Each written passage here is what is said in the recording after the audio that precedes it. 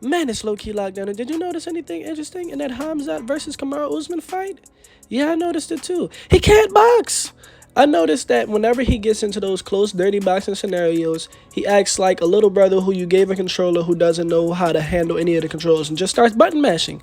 He starts button mashing. He doesn't know what to throw, when to throw it, how to time it. His timing is off for as far as counters. He doesn't really know how to counter a punch correctly. He doesn't know what exactly to throw at the right time. Look at him. He's throwing hooks. He's just gonna throw 1,000,001 hooks while you're literally throwing straights. He's throwing hooks while you're throwing straights. Why are you doing that? He's not looking at you. He's not, you know what I'm saying? His eyes aren't on you. He's shelled up and he's not really knowing what to throw. But at the same time, I mean, it's Hamzat. Hamzat, he has amazing wrestling and all this other things to, back up the fact that, well, not back up. It's one of those things where he has those bailouts. Like, he doesn't have to box you. He can wrestle you. But at the same time, that didn't work with Kamaru Usman towards the second 2 rounds. Kamaru was hip to that shit by the second round. So, he was defending takedowns. He was faking his own takedowns. He was boxing the shit out of goddamn Hamza. Honestly, if I was the one who made UFC rules, I would think that boxing would count more than, takedowns. But at the same time, I'm not the one who does that. And at the same time, I'm going to say that Hamzat played it the way that Hamzat should have played it. But I really feel like he should have did less boxing and more kickboxing. You know what's interesting? I noticed that a lot of fighters with that same build, that tall, lanky build, can't box, which is very interesting to see. You would think with the longer arms and a longer reach that you would be able to box, but I also could understand how you wouldn't be able to box, because once they get into that boxing range, which is really close, your arms are jammed up. You're not at the end of your power strikes. You can't throw them shits with full efficiency, because in order for him to be at full efficiency, you would need to be somewhere near the end of your strikes. And if he's really close to you, it's hard to throw those shits in full extension, which is, one of the things that you need to get power. But Hamzat has power. I just want to see how this is going to play out for him if he fights a really, really good boxer or like a really good striker that just stays in that range with him. But he has decent kickboxing. He can kickbox a little bit. I'm not saying that this is going to be a problem with like lower fighters than Kamaru and Gilbert, but I noticed that with Kamaru and Gilbert, he was getting boxed up a lot, which is, one of those things that, he's going to have to work on. He's going to have to work on his boxing. He's going to have to work on his control handles.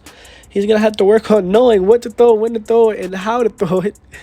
He's going to just need to not try to go out there and brawl. I mean, it's bad for him to do that. When he gets there, it's like a question mark. He doesn't know what really to do. And I feel like that's what they should train him. They should train his reaction time. But I'm not, I'm not a UFC fighter, so who the fuck knows? But I noticed that in that last fight. Another thing I noticed is his gas tank is extremely off. His gas tank, he doesn't know how to expend his energy. That first round, he spent that first whole round putting Kamaru on the ground and hunting for submissions. You know how much energy that took out of him? He's very fucking strong. Super duper strong. He lifted Kamaru's leg and put that bitch over top his head with zero effort. Hamzat's a strong motherfucker, but he's big as hell too. So, he's belligerently strong. And when fighters have belligerent strength and power, you know what they don't have? Cardio. That's a fact.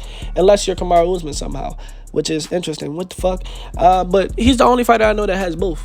And you don't usually have both at all. So, it's just interesting to see.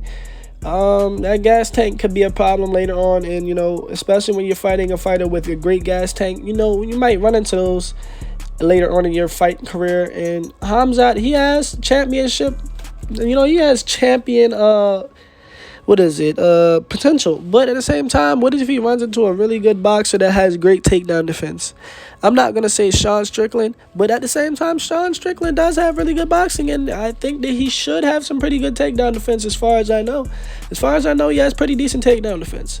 I wonder how that goes. That might be the next fight for him lined up. Sean Strickland versus Khamzat Chimeivs. How will that end up being played out? Sean Strickland has excellent boxing. He's not going to let up off of that pressure. He's going to stay in that boxing range with Khamzat the whole time. If he gets Khamzat to not shoot 1,000,001 takedowns on him, because I feel like Khamzat will get a takedown on him. I just want to see what Strickland's submission defense is like.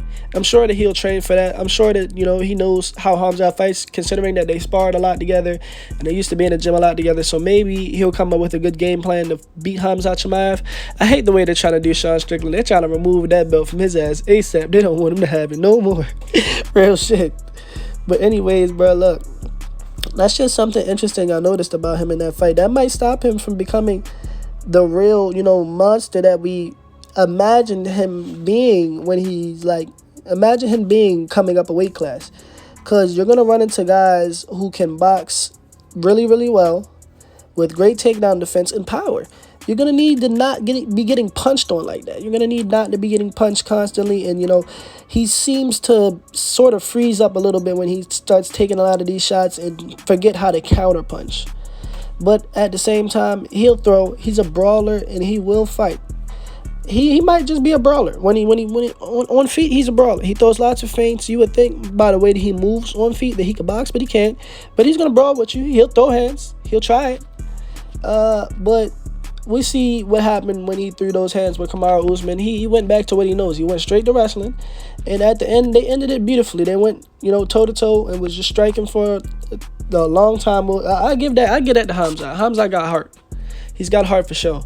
But fight IQ and boxing, no. Boxing, he needs to work on that. He needs to work on boxing. Khamzat, I feel like he definitely can be a champ. He has the wrestling and the strength and the belligerent size and all that to, become a champion. So with that being said, man, like, comment, subscribe. What the fuck was that? Let me know what y'all want to see next. And we out, man.